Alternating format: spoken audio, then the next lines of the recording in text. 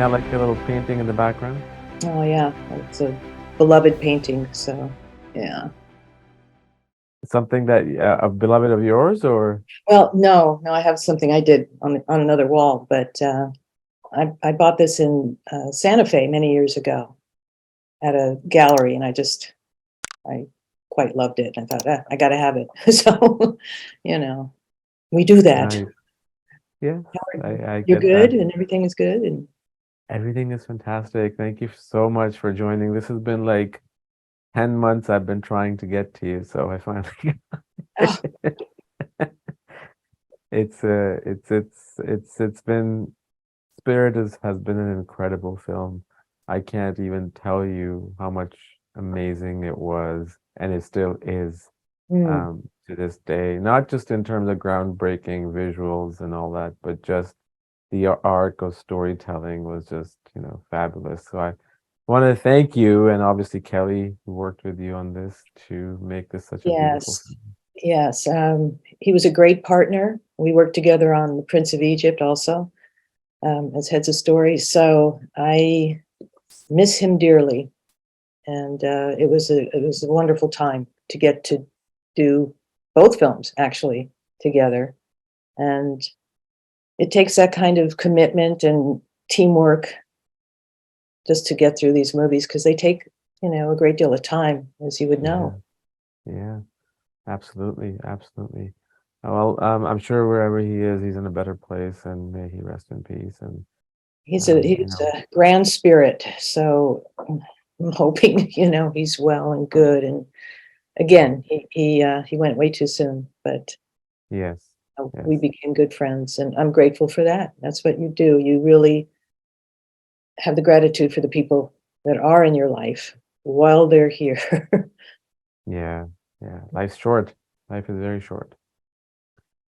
Um, let's go back to the beginning of your career. Mm. How did you get started? I mean, I was looking at your resume. I mean, Robin Hood, like way back, I didn't realize you had started Oh, so back, which is such an no, extremely, actually, not Robin Hood. I was was it going to Robin Hood? go onto Robin Hood um, if I had made the cut for the second uh, training program that they had. I was in Okay. the training program when I was very young, and it Yeah. was such an amazing thing. And Eric Larson was my mentor. It was fantastic, and uh, it was just one of those things. I thought I was going to be an in-betweener on Robin Hood, and by the end of the day, they told me, you didn't make it because two of the nine old men thought your work wasn't Disney enough, which I find slightly ironic, things later, but that was the case, and I was just crestfallen. I thought I can't, I'm at the Taj Mahal of animation, and now, Yeah. now what? But I stuck with it. I stuck with Yeah. it. No, the reason I said Robin Hood, it says on IMDb in between artist uncredited, I guess what you just said, so it makes sense. No, Um, they're a little incorrect with that, as they can yeah. be, but Well, then you started on Treasure Island and Oliver Twist, both of which I have nope. seen. I mean, in the 90s I saw them. I Um, was not on those films either, actually. really? Yes, I have to just be very transparent here. I was already by that time, uh, I'd left Disney Studios in 1979 to Okay. join Don Bluth. Okay. So I bypassed a lot of that stuff, and my last film there was The Fox and the Hound, and Okay. um, we did that crazy bold thing of saying we're going to strike out and make our own films, and we did. But it was, you're young, you do that. So it's what we Yeah. did. Yeah. And sorry, I didn't mean to interrupt you, but No, no, no. Of those I can't take credit for those films. course, of course. But tell me what inspired you to be an animator? Forget Don Bluth, forget Disney, All of DreamWorks. that. Yeah. Well, Yeah. I wanted to be an artist from a very young age, and I, grew up in Burbank, and there's Disney Studios, and I was always Yeah. cognizant of that. But more than that alone, I loved animation. As a little kid, I drew, when I was very young.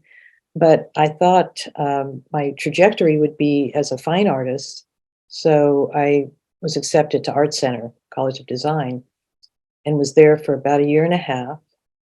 I didn't graduate. There were a couple of circumstances financially. My older Sure. sister was going to college, and it was just one of those things. And I thought, again, it was the end of the world, but it was not, because I just had an epiphany. It sounds crazy, but I went to see Lady and the Tramp in a theater, and there were like 3 people in the theater, and I just declared, I said, "That's what I wanna do." And the road opened up because, a neighbor of my family's was working at Disney, and then she told me about the training program, and I put together my Mm, portfolio, and they accepted me. So that was the flashpoint, watching Lady and the Tramp with tears coming down my eyes, and that's what I wanna do. So, yeah. yeah. Yeah, no, that's beautiful. Disney films, obviously, in the 30s, well, with Snow White in 1939, and 40s, 50s, 60s, were really some of the most memorable ones. The one that you mentioned, right? Lady and the Tramp. You have 70s Robin Hood. You have 101 Dalmatians. But then, for whatever reason, to me personally, I don't have any recollection of Disney animated films between after Robin Hood up until I would say Rescuers Down Under and Little Mermaid. That's when the sort of revamp happened. It did, Um, yeah. But between that time, um, I think with American Tail, and We're Back, Land Before Time, and all that stuff, kind of took a giant leap forward. What was it working on films like that? Because I mean, to have somebody else in that domain besides Disney. Nowadays it's very common because of technology, but back then, what was that leap of faith like? Well, again, being young and motivated is a great tool right there, but Yeah. things were getting stale at the studio, at Disney Studio, and yes, by then I had met Don Bluth and my, ex-husband, John Pomeroy, and we just wanted to see if we could push the envelope and get back some of the qualities and the things that we grew up with loving, as you said. And it was a leap of faith. And they didn't like it. And competition, I think healthy competition is a terrific thing. We need Of it in course. everything. And I think it opened the doors for many people, and it also, I think, made the company Disney take a look at things and say, "Hey, we've got to try harder and Yeah. really raise the bar too," which they did. As you said, when the kind of second Renaissance took place, with Little Mermaid and onward. But it was, looking back, I thought, How did we do that?" But we did, Yeah. and we wanted to learn. We really wanted to teach ourselves and push further than we were getting at the time. Right. What did you learn from Don working with him? All that time, and all the films that you guys did in the 80s, early 80s, mid 80s. Well, there are seasons with every person you work with, and I worked with Don Bluth for close to 11 years after leaving Disney Studios. Mm, And, number one, he was very, very encouraging to women. When I was at Disney Studios, and I was one of 5 women who were made animators, primarily because of him, really saying, "Hey, these girls have some talent. Let's, encourage it." So that was I'd say, a major thing.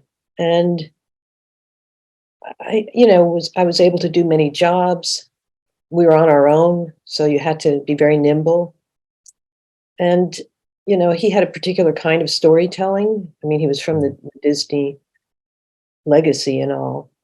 But I think one of the most interesting times was when we moved to Ireland and we're, doing Land Before Time.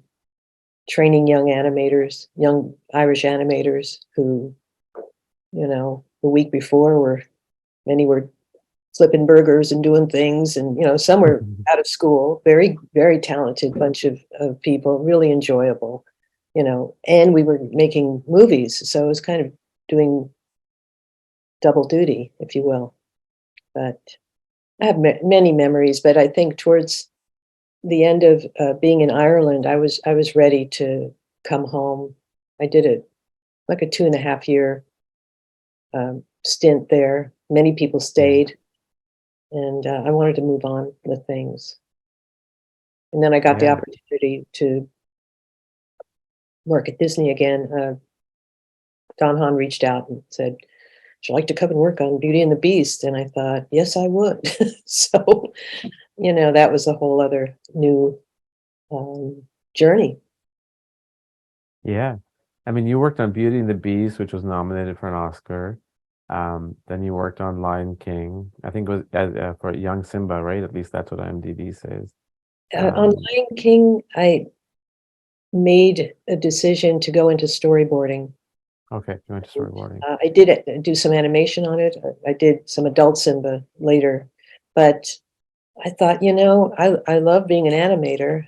I could see where things were kind of going even there, because there were some CG elements that they were starting to use. Yep. They did in Beauty, and then in Lion King, crowds and wildebeest herds and etc. And I thought I liked the idea of having a bigger playing field. And so when you're storyboarding and you get a sequence, you really are kind of mapping out the blueprint of the story. You're Yeah. posing the characters, you're acting, the cinematography, pacing, all of that great stuff just is, to me, a really enjoyable type of work to do. And I learned from Mhm. my fellow story artists. It was a drop in the mix there, and off you go. And I have Brenda Chapman to thank very much, in terms of just kind of guiding me. And when you're an animator and you're working with pencil and paper and you're very tight and the whole thing. And I remember she handed me a China marker and said, "Try this." And I did. And all of a sudden, the kind of visceral feeling it had, and you could get these, really sharp darks, and it just felt really good to draw that way. And I've since, on Storyboard Pro, I'm like, until I can get the right kind of texture out of, my pen and everything, it's a different kind of thing. But I really enjoyed boarding, and still do on occasion. It's very different now. There's no paper anymore. And it's just the way of the world. And there's a lot more that's being attached to even creating a storyboard. The things have become more sophisticated. People want to see more. I mean, to me, you're kind of overstepping in some areas where you're doing, the editor's job and previs, and there's so many new tools. I think at the end of the day, tell a good story. You can Yeah. have all the bells and whistles in the world, but if you're not really telling a compelling visual Yeah. story and making you feel something, even in the boards, that's where it starts. And that's why I just really enjoyed doing that. Yeah. So, No, a fine example of what you just said is if you look at animations of the 80s, right? Let's say American Tail or Land Before Time, and you compare to what's taking place nowadays, nothing supersedes the story of, Land Before Time is a very special film. So is An American Tale. yeah, yeah, It's deeply rooted into, Dinosaur, I think was more like a fascination with the kids, but there was just so much good messaging in there, so many mm, good characters. And An American Tale was all about just, fitting in, yeah, as most of us the have. outsider. And that's, Yeah, yeah, and that's what resonates with people as opposed to, you know, generating nonstop sequels because that's just the way. making money is, which I understand. There's business side to things. I You get know, that. I do too. The commerce is there, they want to Yeah. create, and make money, but I don't know. I feel very, I think there's so much content going on now. I mean, we Too know much. the era we're living in, and how many hours can you spend watching streaming? How many things? I really, I hate to say it. I think there's a lot of distraction going on too, and I think that's it's a little dangerous. We want to be entertained, and we want compelling stories, and there's plenty of it out there. But these stories we do tell really shape people and change people, and they matter. They do, honestly, Jawad. That's what they matter in ways that sometimes you can't Of even, course. imagine. I mean, I'll tell you just a brief story. Sure. I was contacted by Netta DeMaio, who operates Return to Freedom in Lompoc, California. And that's where Spirit, the horse that we used as the model, is still there. He's 28 years old, feisty as ever, beautiful. And she reached out to me, and I couldn't get to the phone at the time. And she said, I have a young man here who came from Denmark to meet Spirit. And I am reading it. And she said that he was going to take his life. And after he watched the movie, he decided not to. And she sent me these photos of this young man, the most beautiful photos with him and this horse. And Spirit is I mean, he's a stallion. He could, you know, buck that kid off, 10 yards if he wanted to. He was just so compassionate with this young man, and the photos were so beautiful. And I thought, when I hear something like that, it really solidifies the idea to me. If you're going to make something, make it count. And it can have humor, and it can have all the elements that the studios are wanting and seeking and all of that. But the power of the story, um, you can't imagine how it will reach somebody. And I've had this throughout the last 20 years, believe it or not, Jawad, where I love your movie, and I did, and people are hungry for hope, for goodness. Yes. Yes. Anyway, Because I believe at the end of the day, we are all vulnerable. We are all looking for something to boost us up. No, even if we don't admit it. And that's why when you see like what's that terminology? Oh God, underdog. yeah, Like everybody resonates with it, and everybody roots for that character. of course. Um, Yeah, right? And that's what it is. And I learned this, obviously I've been in interest of making films since Jurassic Park came out. But I, made a lot of other stuff, but I genuinely started making films that, socially, politically, human rights based, at mm, least for now, about 12 years ago. And yeah, they're not making box office killer money, like Lion King would or Jurassic Park would. But, when you have a screening and you see people just coming up to you and just talking to you, and then you see in their eyes, you don't even need to say anything, that how much impact it has. And that's it. That's pretty much, at the end of the day, you have to pay your bills and mortgage. Of course, that's important too. yeah, But that general feeling sits with you for the rest of your life. absolutely, absolutely. And like you said, it has to be in our business. You're not an auteur. Very few are. You're going to be working with a large group of people, making hopefully something that's recognized on a commercial level. And you've got some real parameters. A lot of times you've got a lot of people to answer to. Everybody's got an opinion. It's so subjective, it can wear you out. And I think just, as a director, I mean, you've got to stick to your guns. You got to be reasonable, Yes. however, there were a couple of times I remember in Spirit where I wanted to do something. It was like, no, we can't. do that. And I had to just deal with it, and I think it would have added to the movie, but that's, what can I say? That's probably with every movie that gets made, Yeah. and you have to Yeah. let it go at some point. You But gotta choose your battles, right? So do, absolutely. yeah. That's a very, very real um, kind of mantra to live by when you're in film and making movies, because it can be so rough, and it's not for the faint of heart, that's for Yeah. sure.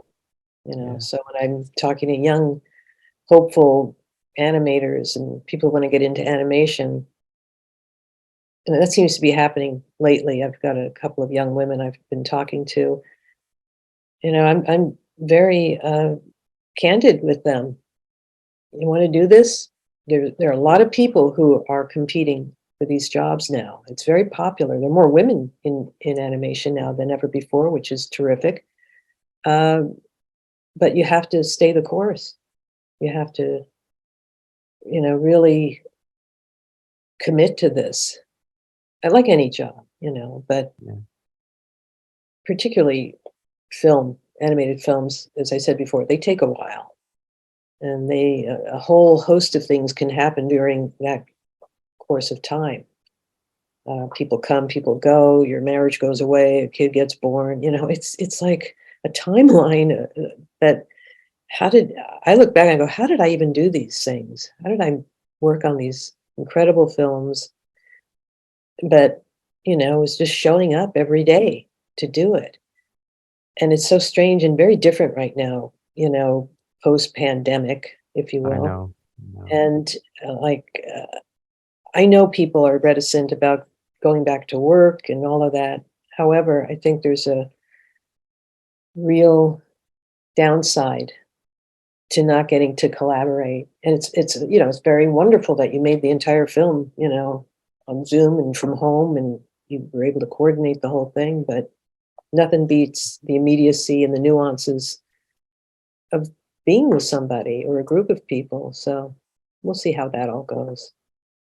Yeah, no, I actually wholeheartedly agree with that. Is that, even outside of the film industry, I get it. Like, 4 times a week, 3 times a week, you want some family time. But Yeah. I also feel that if you are doing less work physically at the office or wherever that is on the set, Mhm.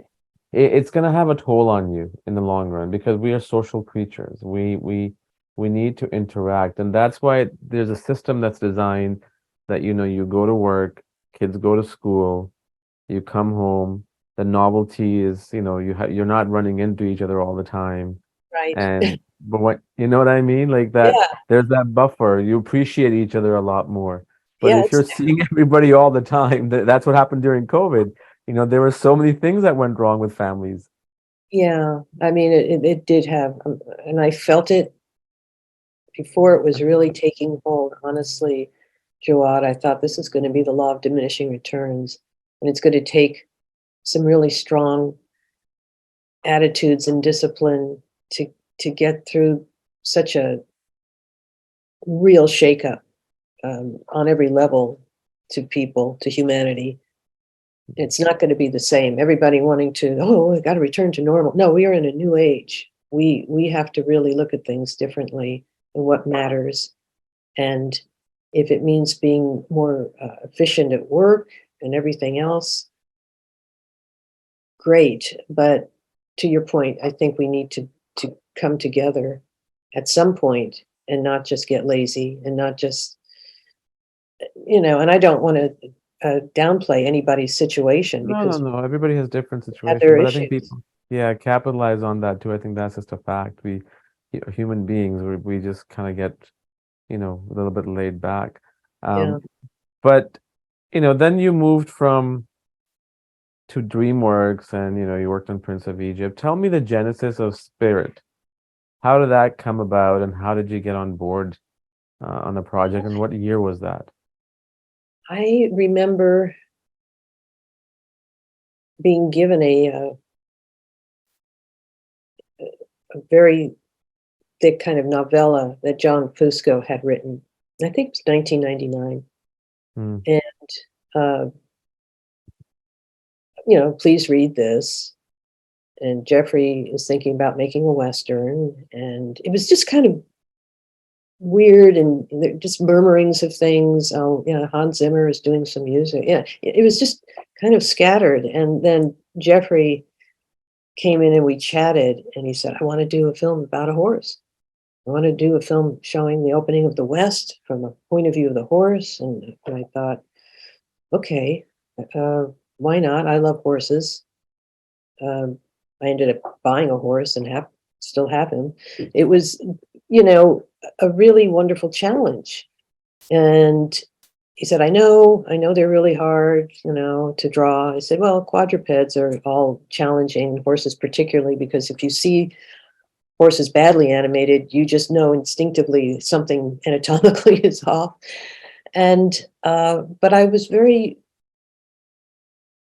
very positive about it. I said, well, yeah, I'd love it. Let's do that, And slowly but surely, more talk, more ideas of what the story could be. Meeting with John Fusco, as I said, wonderful gentleman, great to work with, so knowledgeable about the West and Native culture. So he was such a real gem to have as a writer and as a collaborator. And the story was so big, we had to kind of break it down a bit. And this is the whole journey with storyboarding and creating the story. We had to drop things, we had to combine things. I was working with a different director at the time, and sometimes the studios do this thing where it's kind of, we're going to put you guys together and we're going to hope for the best. It's a marriage, Yeah. and sometimes it works and sometimes it doesn't. So I really just thought, okay, let's see how it goes. And I could tell things were not great, but I wanted to be a good sport. And then the story was just not moving forward in a great way. And I lobbied to get Kelly back on working with me on the story, and he did. Uh, the other director moved on, and that was, just the way it was. I've been in that position too, so I know Right. how it feels. But it was what was best for the story. And then we really, came up with, we only have so much screen time. We can't use this one uh, idea about a frontiersman that we had originally. We had to let that go. And then we focused more on the story between Spirit and Little Creek, which was more satisfying Yeah. anyway. And, we had great artists on board. What can I tell you? James Baxter was uh, in charge of the animation on Spirit, which he was so brilliant. All the animators were brilliant. I enjoyed working with them. We had a big crew, Yeah. and the challenge was there. But boy, I think we met it. And I really have to say too, at one point we were struggling with talking horses. And this is the time when you got to give in to what the better idea is. And once again, Brenda Chapman, we had a screening, and she just said, well, what if the horses don't talk? Yeah, what if they don't? That would be much better, because you would be seeing the pantomime and the thinking process. Yeah. And Jeffrey said, yeah, well, that's the way we're going. And I think it was very liberating and well done, beautifully done by the animators. This was not a character that needed to be, you got to find those right movies that it'll work well in that context. Yeah. But this was more poetic, and that's what I loved about it. We were trying to take it to another level with the music, with the scope of the film being widescreen, give it a Yeah. majesty it had. So yeah. It certainly did, and I think, at least with me, but I'm pretty sure a lot of people, what resonated with me the most was the fact that the horses didn't talk. I mean, that was just such a majestic thing. And as a kid, I've ridden horses like all the way up to galloping, and Wonderful. that and that seeing the movement of those animals, um, it was a long time ago for me, but I could tell that how real they looked. Like it was just it was they're just majestic animals. Like you look at them and you're like, wow, Yeah. they've got this posture and this the way they carry themselves, and it's just such confidence, you know. And you guys really nailed it. And I remember when I first got exposed to Spirit was when the first trailer came out, which was the opening of the film, and that just blew me away. Like the eagle sequence of just Yeah. looking down, and I think at that time you guys had Robert Redford's voice, I think, in the trailer. I, Um, you know, I can't if I'm remember. not mistaken. We even, like pitched to Brad Pitt. We had a lot of Yeah, different ideas, but Matt Damon, we landed on that. Jeffrey really liked his voice. And I dare say, regardless of the great job he did, you probably didn't even need it. People really were able to get the yeah, whole feeling of the film. But and so the dialogue was very, was few and far between with him yeah. his commentary. But the music was a joy. Working with Brian Adams was Amazing. fantastic. What a great guy. Really wonderful person to have arrived at, because there we pitched to a lot of different musicians, and he was just the right guy at the right time, and put his whole heart into it. He worked beautifully with Hans Zimmer, again, just a genius of a Yeah, guy, wonderful to work with. So you get that kind of quality and ability, and Jeffrey very much believed in the movie, and it was, the heartache is when these movies come out, what they're up against, what the weekend is going to be. I cannot tell you, Jawad, what a, you just want to leave town. You don't want to deal with it. What's it doing? What's this? Yeah. It's like, oh my God. Did we do well? Did we not? I mean, we didn't, by today's standards, we had a pretty decent weekend. yeah. It was not what they had projected by, a few, like 5 million or whatever it was. And I just, I felt it needed more. I felt there were things from publicity standpoints that I wish they could have done. And I couldn't put myself into that territory. I couldn't have a big opinion, or Kelly and I. Um, so it finds its own journey. And the main thing is, here we are, all these years later, people Yes. been touched by the movie. That's all I care about. Young man who was not even born, maybe by the time the movie came out, decided not to take his own life. I'm at peace with it. If it had gotten the Oscar, I was there when the Oscar went to Spirited Away. Even Oh, that that's to me right. was Right. like, what are the odds of two movies even sounding like it was crazy? And so I thought, okay, it just wasn't going to happen, because you can say, well, what would have happened to my career if I had won an Oscar? Who knows? I think the universe, there's a wisdom that I have to trust that's bigger than box office, bigger than all of that. So, Yeah. And to add to what you just said, who knows what would have happened if he had won the Oscar? Possibly a lot of great things, yeah, but at the same time, you just don't know what else could have happened that couldn't have happened that's already happened that is good for you now. So you just never know. I know. And I, again, without being redundant, I'm grateful for what I've been able Oh, to you're do. not thinking of it. Yeah. It's like I was just a kind of a shy little weirdo kid who loved, I didn't play with dolls. I had frogs and lizards and drove my sisters crazy and drew all the time. So, I feel so blessed that I was able to follow my instincts and Yeah. make some really good choices about people and what I wanted to work on. Yeah. So, To make a comment about the box office thing, so I don't know if Simon told you this, or you, maybe if I told you over email or not, but at the time, from 97 to 2007, I used to own and run this DreamWorks fan site. oh, And it was it started off as absolutely nothing and it became a really big thing. wow. So I used to constantly, like, I have like all these press kits still lying around from Spirit, Over the Hedge, Prince of Egypt, all that stuff. And I remember the box office thing. So I would literally, as if I was part of any of DreamWorks films, which I clearly was not, I would look up every Saturday morning what the box office is Oh like. God.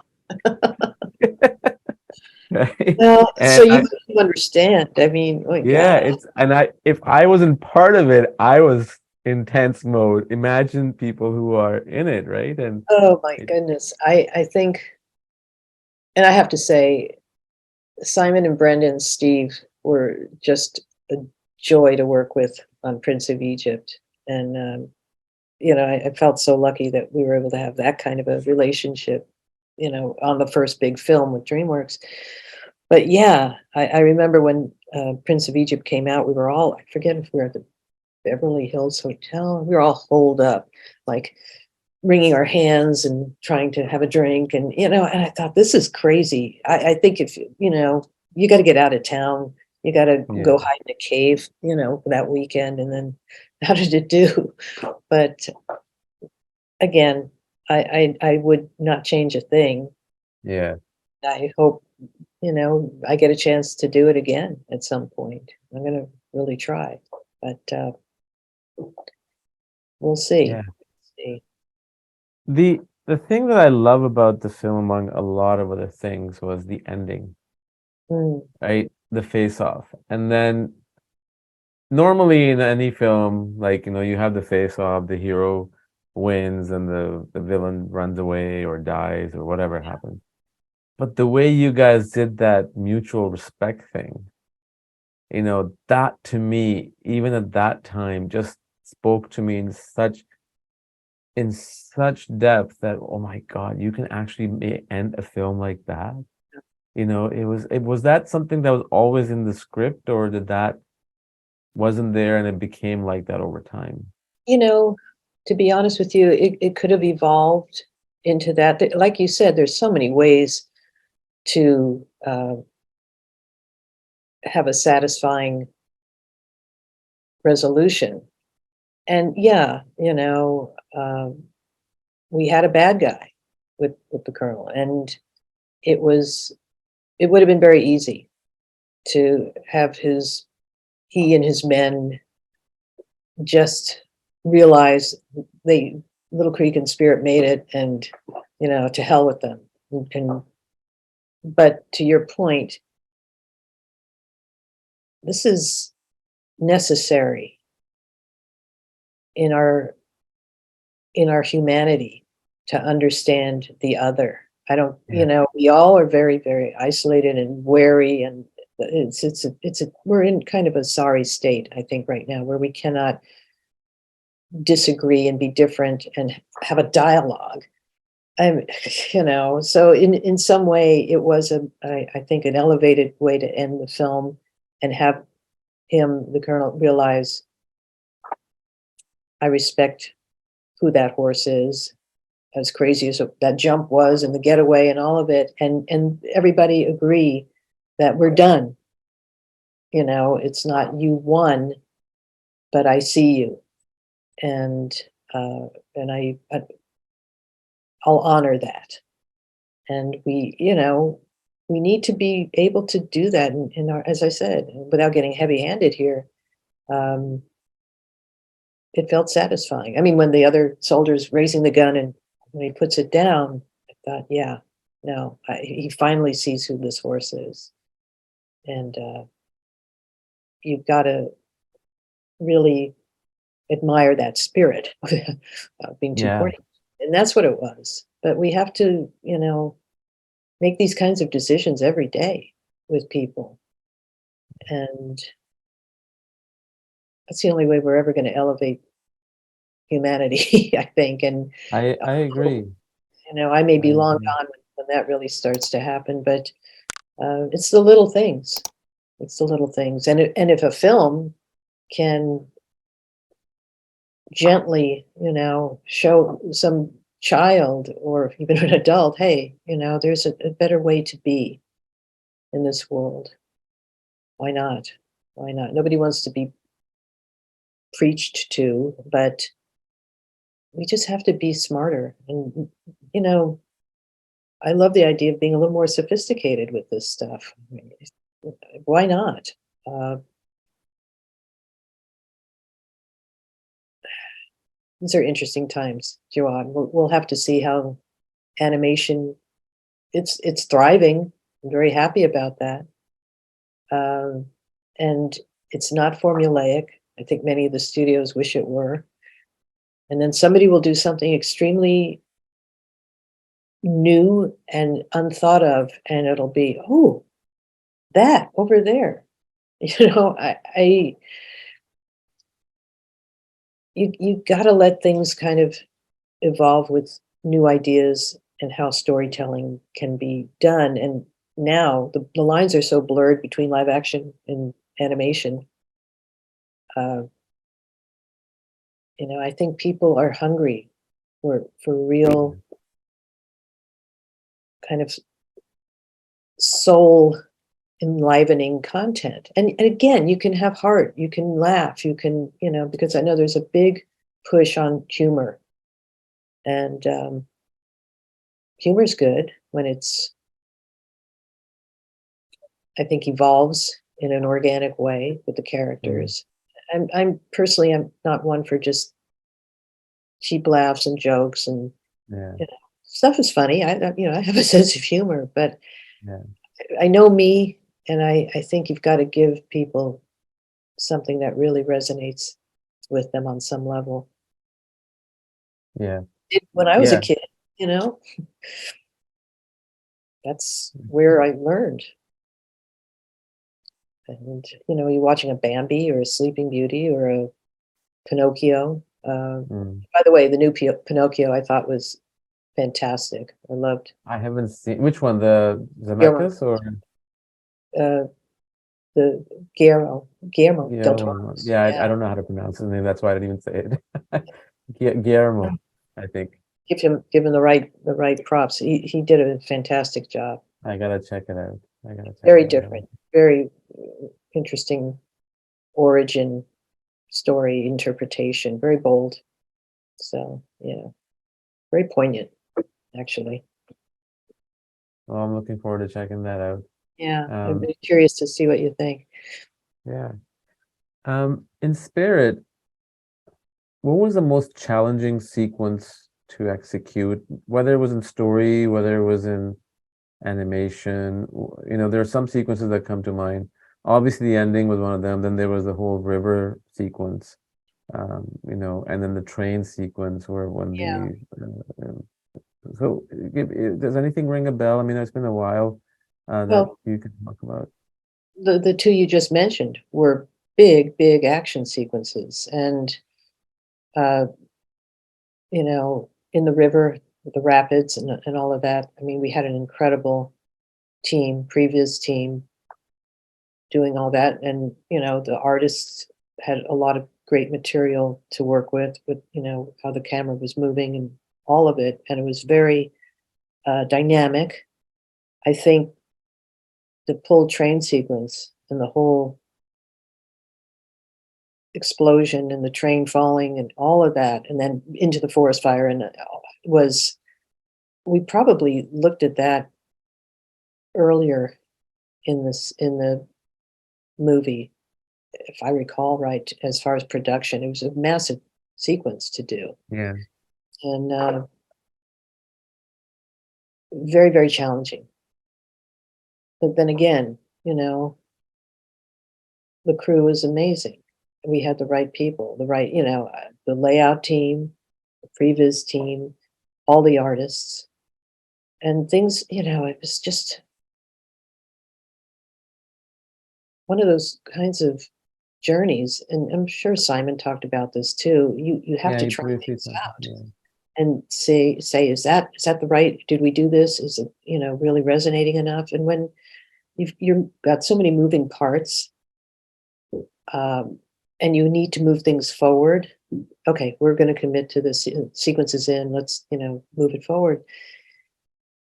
You don't want to do anything that you then have to come back to. I remember just this wasn't a big sequence, but it was enough of one that it was already in animation when Spirit fights the cougar and saves the two Mm, little fawns in the mm, beginning. Originally, that was another horse he was fighting, like another rogue stallion. And we showed the animation to, I think it was a group of guys who were at up north and at the studio, which I can't remember the name of at the moment. And one of the guys said, what if it was, like a cougar or a mountain lion? And like, okay. And it was one of those, that's crunchy, that's ugly, but that's the right way to go. So I had to tell the animator who had done all that great animation with um, the fight. I think it was Kathy Zelensky. What a wonderful mm. talent she is. Um, Sorry, we're going to go another week. We got a suggestion that makes more sense. It's more dramatic. And so, okay, but you don't want to have to go that far into Yeah, the process because, as you would know, it's pretty costly. But again, it was a beautiful team of artists. And again, I can't even quite imagine how we did certain things. You would come every day and you knew I had a slip of paper, it was a buck slip, every hour what I was doing, every half hour what I was doing. Same with any director. You just have to keep the momentum. And frankly, I like the idea of a co-director if it's the right person, because you can, divide and conquer a little bit and it helps. It's a lot to put on to one person unless they love that kind of challenge, harassment, yeah, or whatever. yeah. Yeah. No, I agree. One of the films that I directed, I had a co-director who was also a protagonist in the film. So it does take a lot. I mean, sometimes it's a depends on the chemistry, right? And sometimes, if not most times, it can backfire. But if you find the right person that sees eye to eye, but at the same time, you both have that strength to disagree without ruining the project, then you've got the right person to work with. So I completely No, get it. it really does help. And, I Kelly and I didn't always agree. And we were so tired by the end of Spirit because we had done all of, a European junket, lots of publicity. The film had already come out and it was like, well, it was good, but it didn't, do the box office that they wanted. And we had to go out there and really publicize it and have all of these, endless uh, interviews and meetings. And by the end of the time with it, we had to then go and do a pan and scan on it. So here's this beautiful widescreen movie that all of a sudden, to me was being compromised so it could be on television. And that was like a breaking point for us. We were like so tired and fed up with everything. And we were like grousing, butting heads. And then at one point we just kind of laughed and hugged like, it's okay. We're cool, but we were tired. It's a long journey. And, Yeah, you know, we spent most of our time at work, truth be told. And, you come home. I was married at the time and that was hard.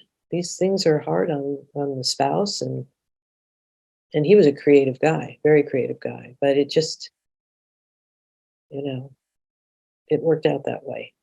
But yeah, again, I have no regrets that when duty calls, and what a great film to work on. And again, as I said, I got a horse for myself to just understand what the relationship would be like and how it could work. And I don't regret a day of that. yeah. pretty wonderful. No, it is a great film, and like I said in my email to you, again, this is my individual perspective. I don't speak for anybody else. For me, the three time, it's not that I don't consider computer animation animation. Yes, it is, but It is, of it course, yeah. it is. But for me, when I think of animation, the first thing that comes to my mind are three films: Lion King, Prince of Egypt, and Spirit, and that's it. Thank you. Right. So they're and it's not because of just the traditional animation. There's tons of traditional animation that came before that. It's a mixture of 2D, 3D, sure. But it's the stories and the characters. All three films, I actually literally was thinking about it this morning. I'm like, why does those three films resonate with me? And all three films are about, and it has nothing to do that I'm going through anything like that in my own life. It's nothing like that, but all three films are about this one guy or one animal or whatever that is leaving home and then coming back, right? Mm, And if you think about it, that's what Lion King was about. That's what Prince of Egypt was about. Spirit was about that too. And my personal life is nothing like that, but somehow those three films and the theme just resonated at some level. I don't know why, and it's the masterpieces. But Spirit is, in my view, the last true traditional animation film that was one of the, made. yeah, one of the last for sure. And I think, all three of those are finding who you are, overcoming great hardship and adversity. And I think that speaks to people um, incredibly strongly. And I'll be able to overcome something. We could find our heroes in many way, shape, or form. Be it a Yeah, horse, Indian boy, or whatever. It's just the idea that we can persevere and stay strong throughout yeah. hardship. When Spirit was first screened, not necessarily the release of the film, whether it was a like a test screening or Jeffrey looking at it or just animators, what was the reaction of some of the reactions that you can remember, whether it was Jeffrey, whether it was an audience member? As I recall, generally pretty good. Um, and I have mixed feelings about test screenings because every one of them is going to have somebody that goes, I hated Of it, or another, course, of I love course. it. So but I think it's good when there's a certain consensus about a moment in the film or a character, and if you keep getting that, I didn't understand that, or that character was, why did you got to look at that and take notice and say, okay, maybe there's no clarity here. Maybe we didn't really create what we wanted to. So it can be helpful. Um, but I think in general, it was positive. I think what's hard too, if you watch a film as many times as we do when you're making it, Mm. you really lose uh, that perspective. And there were times I don't want to see the film anymore. Okay, well, and we would introduce the film, and then we would talk about the film, and all of that. um, because people are seeing it for the first time. And that's something to always remember, because that's a thing that can happen too. The studio heads can see a movie, a few times, and then that's not funny anymore. Well, somebody seeing it the first time, it'll be funny, So I think the challenge of working in that kind of context, um, it is challenging and not always fun, because Yeah, everybody's got an opinion and people want to sure. mark their territory, and Oh yeah. it's a whole kind of other game, if you will. And I don't want to sound um, negative, but politics and everything, in Yep. everything. And you got to be savvy, and I'm sure you understand that so well, how to kind of navigate through that and still hold your head up and do what you want to do. So again, you got to You got to be ready for it. Yeah. Now, you are a director.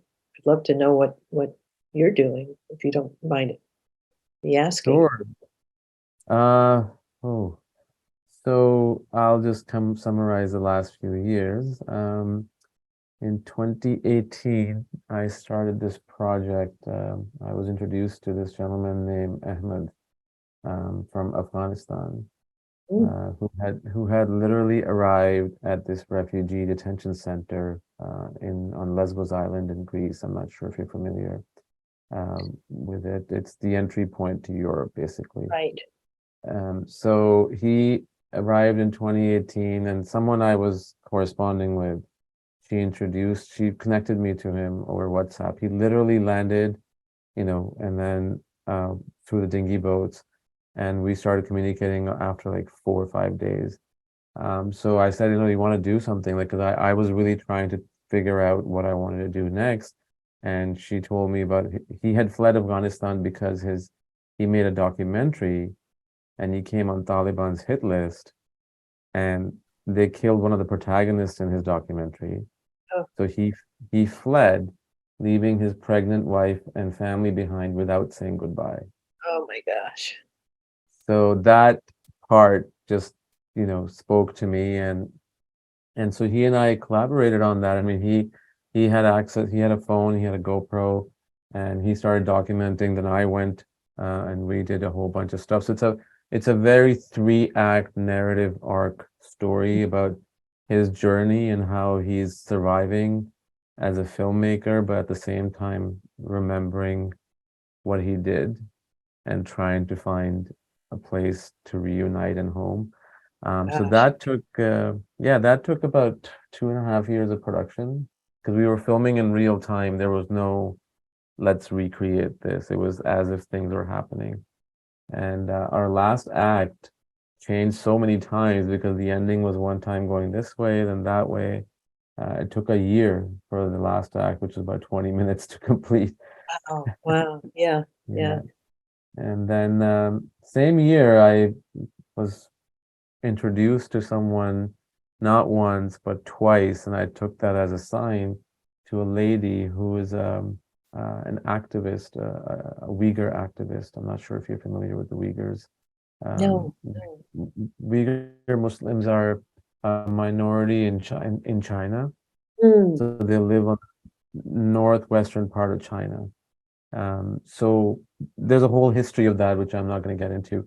But basically, her sister is taken by the Chinese Communist Party in China due to her activism in the United States. mm. So she goes on a journey, and we followed her in 13 countries, trying to find the clues to her whereabouts and creating awareness. And yeah, so both films finished, and we've screened them at festivals, universities, U.S. embassies, Capitol Hill. Wonderful. With like which I was saying earlier, like just to get people's responses, and it's very meaningful. And one thing I learned from Schindler's List, as well as Spirit, which is why I asked you about the ending, is that it is so important because to tell the story from as many angles as possible, even if you disagree with it. Yeah. That's If you were to see my films, if you ever get a chance to, you will see that because not that I'm, trying to take sides, and I'm just trying to find a human element, even if it's crazy, even if it's nonsense, because there is reasons behind people's actions, whether they're right mm, or wrong. mm. So That yeah, sounds sorry, amazing. Yeah, I'd love to see that. Yeah. thank Wow. you. Oof. Yeah, nothing like spirit in animation, but Well, a whole other desire to tell that story, and it's important. And I'm glad you've been able to do that. More to yeah, come. it's been fun, but it's been challenging at the same time, as you can imagine. I mean, the things that you Sure. talked about, we all go through those things, and it's not just even about me telling the story, it's about the other side of the filmmaking, which is always challenging, and Yeah. then getting the eyeballs to see it and stuff, and then getting distributors to get interested. So Right, it's right. challenging, but it's fun. It's fun at the same time. Well, you've got time and energy, so you're I gonna do, hope so. yeah, yeah, I think so.